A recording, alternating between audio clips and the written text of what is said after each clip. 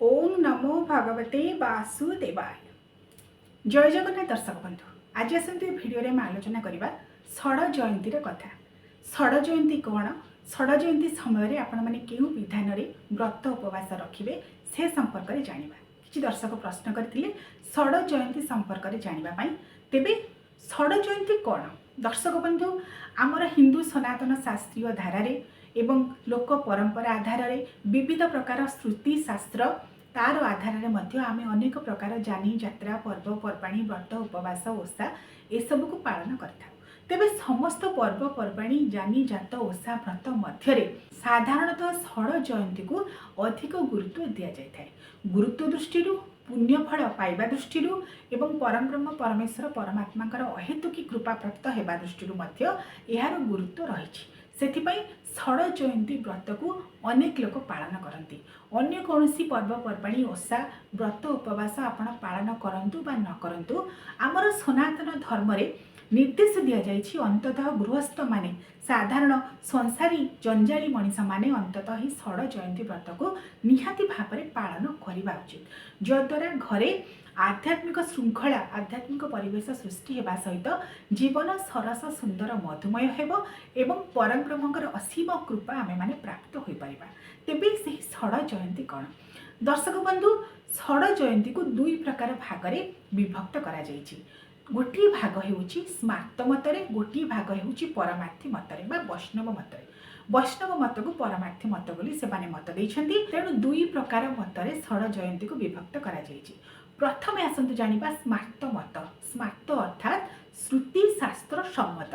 अनेक व्यक्ति मोर YouTube channel में प्रश्न करछन्ति आमे स्मार्त मत बोली कौन जानि पारु नाहु। पांजिरे जो स्मार्त मत एवं वैष्णव मत लिखा जाइछि ताहाकु नै आमे अनेक कन्फ्यूजन होउछु, आम मन संदेह घेर को आसी जाउछि। तेणु आपण माने जानि रखंतु स्मार्त मत बोली जोठारे लिखा जाइथिबो, स्मार्त अर्थात श्रुति शास्त्र सम्मत अर्थात वैदिक सम्मत, जहाँ साधारणतः संसारी जंजाली गृहस्थ मानक पई उद्दिष्ट। जो जोठारे स्मार्त मत बोली लिखा जाइथिबो सेही नियम गुड़िक साधारण गृहस्थ संसारी माने ताको पालन करेंगे। जो गुड़िक वैष्णव मत बोली लिखा जाइथिबो विशेष भाव में वैष्णव दीक्षा नहीं सन्यासी माने ताको मानिबे। वैष्णव मंत्र रे जो माने स्वतंत्र भाव में दीक्षित होइथिबे सेमानक मत हेउची वैष्णव मत। तेणु आउ आपण माने कन्फ्यूजन रहिबे नाही। स्मार्त मत वैष्णव मत कौन जानिले, तेबे स्मार्त मत अनुଯାयी आमर षड़ जयंती हेउची प्रथमतः मन रखंतु प्रथम जयंती हेउची आमर नृसिंह चतुर्दशी।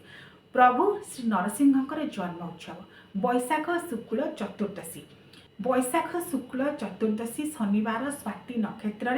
एवं अपराह्न ठीक संध्या पूर्व प्रभु श्रीहरि नारायण विष्णुकर सत्यजुगर चतुर्थ अवतार भगवान नरसिंह से आविर्भाव होते। भक्त प्रहलादर मान को रक्षा करने खंबरू बाहरी तार दुष्ट पिता राक्षसराज हिरण्यकश्यप को नखरी विदारण करते। तेणु षड़ जयंती प्रथम जयंती हेउची जयंती अर्थात जन्मदिन आविर्भाव दिवस बा प्राकट्य बा प्रकट दिवस। तेणु प्रभु श्रीहरिंकर सत्यजुगर चतुर्थ अवतार नरसिंहकर अवतार जो दिन में से आविर्भाव होते बैशाख शुक्ल चतुर्दशी पवित्र नरसिंह चतुर्दशी बा नृसिंह जन्म बोली जहाँ आम कहूचे षड़ जयंती प्रथम जयंती हेउची नृसिंह चतुर्दशी। जदि आम अवतार क्रम देखा यही क्रम आम आलोचना करी जिबा, कारण सत्यजुगरे प्रभु श्रीहरिंकर चतुर्थ अवतार नरसिंहकर जन्म। षड़ जयंती मध्य प्रथम जयंती होउची नृसिंह जयंती एवं द्वितीय जयंती होउची वामन जयंती। पवित्र भाद्रव मास शुक्ल पक्ष द्वादशी तिथि वामन द्वादशी बोली आम जहाँ कहूचे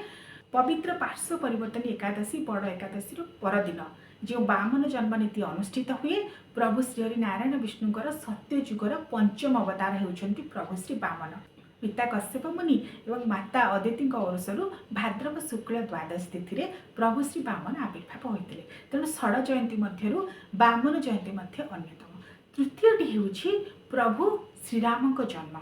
मर्यादा पुरुषोत्तम श्रीरामचंद्र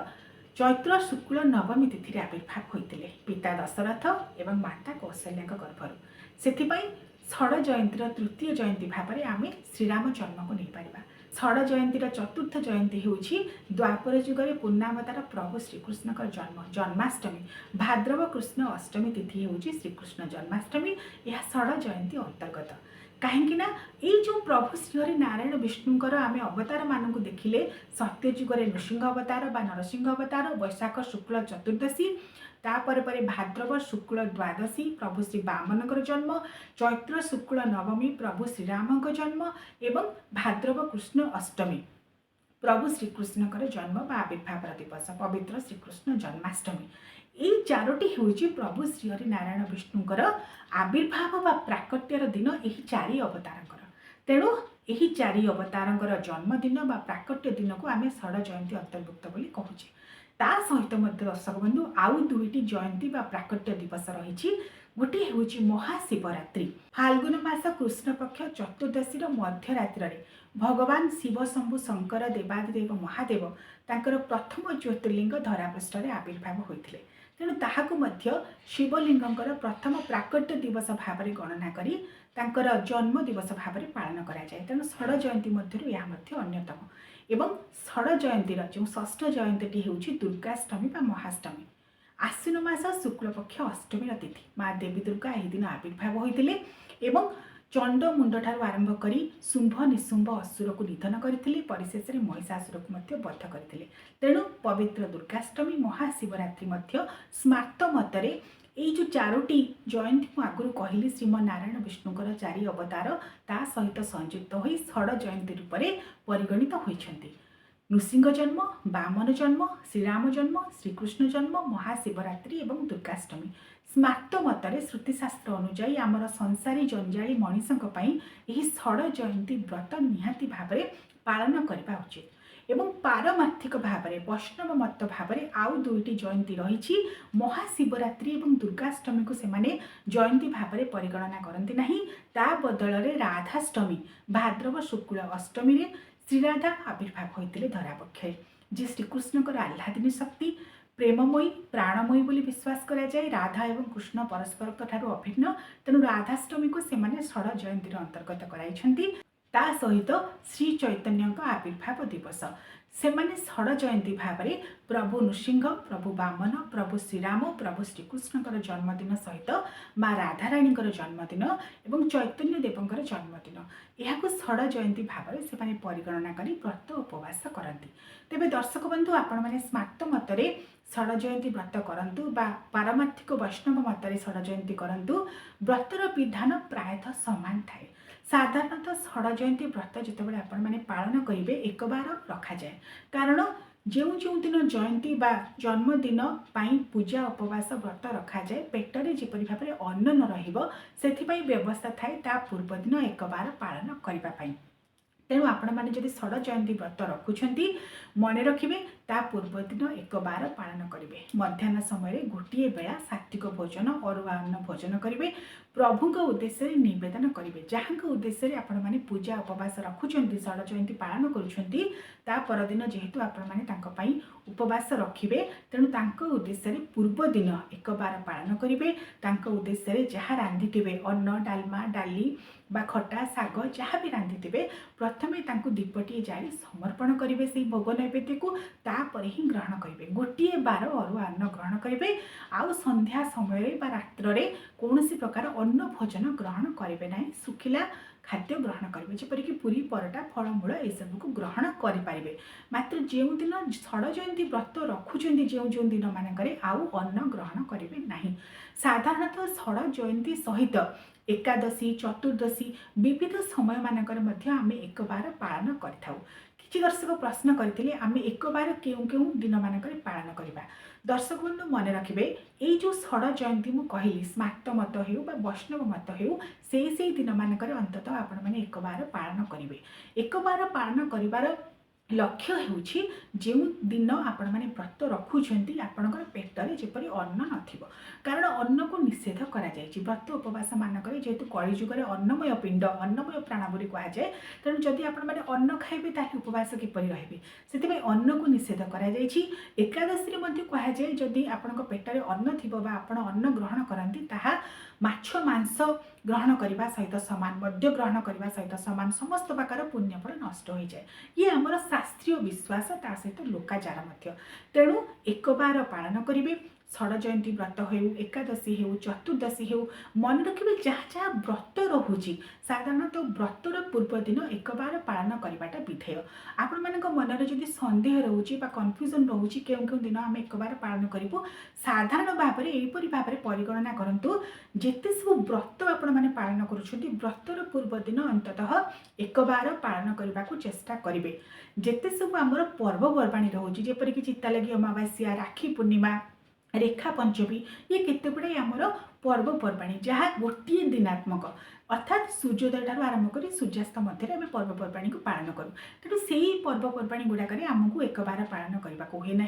मात्र जदि सुदशा व्रत पालन कर एकादशी व्रत पालन कर बड़ एकादशी पालन कर अनंत चतुर्दशी व्रत पालन कर बामन जन्म तो आम षड़ जयंती मध्य अन्यतम अन्य जो जो व्रत आपण मैंने वर्ष सारा पालन करुँच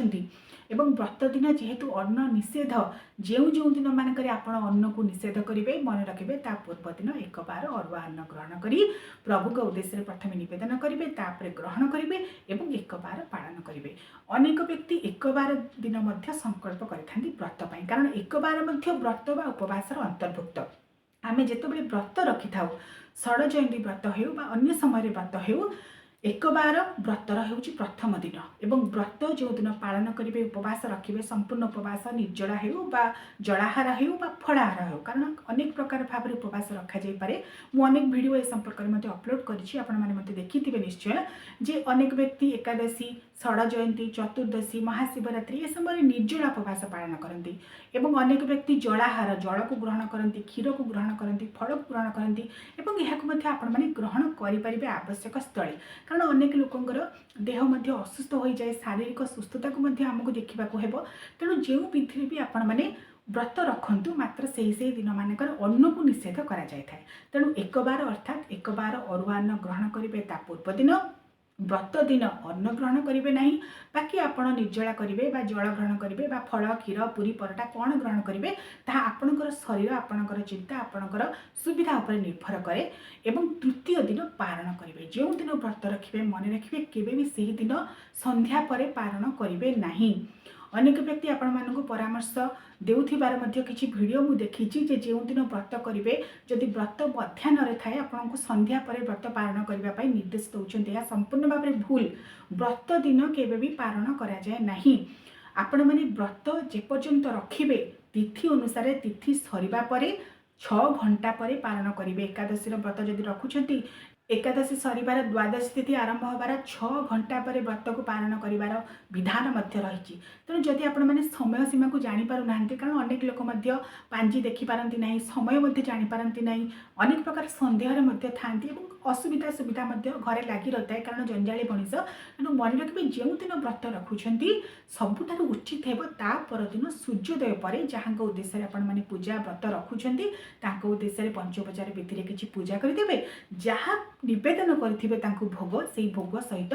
तुलसी हो बेलपत्र जदि शिव शंभु शंकर माँ शक्ति पूजा करेंगे बेलपत्र पाइबे जदि श्रीहरि नारायण विष्णुंर पूजा करेंगे एकादशी व्रत रखिथे ताले तुलसी पाइबे पारण कर ये हूँ प्रथम विधान। व्रत परदिन ही पारण करा जाए व्रत पूर्व दिन एक बार व्रत परदिन पारण एवं पारण करने समय सीधा सड़क भाव में अन्न ग्रहण करेंगे नहीं। प्रथम ठाकुर को जहाँ निवेदन करेंगे ता सहित तुलसी को ग्रहण करेंगे तापर मध्याह्न समय अपराह्न समय आपण मैंने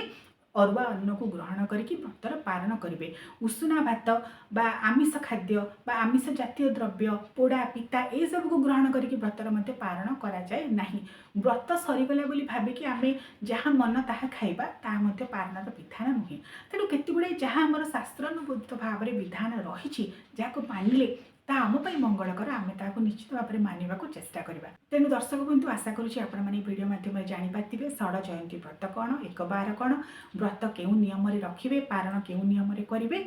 एवं आउ कौन जानवा को चाहते निहाती भाव में कमेंट करेंगे। आपण मानकर कमेंट देखिकी मु अनेक वीडियो प्रस्तुत करुँची आपण मानक कौन उचित बा अनुचित कौन आपण मानक आवश्यक कौन मंगलकर हो पार अनेक वीडियो मुझे भाव में प्रस्तुत करें आउ कि वीडियो आपण मैंने जहाँ प्रश्न करते समय सुविधा पाइले से अनुसार वीडियो को प्रस्तुत करें। तेणु कौन जानवा चाहते निहाती भाव में कमेंट सेक्शन में कमेंट करेंगे। समस्त अनेक अनेक शुभेच्छा और अभिनंदन। ओम नमो भगवते वासुदेवाय।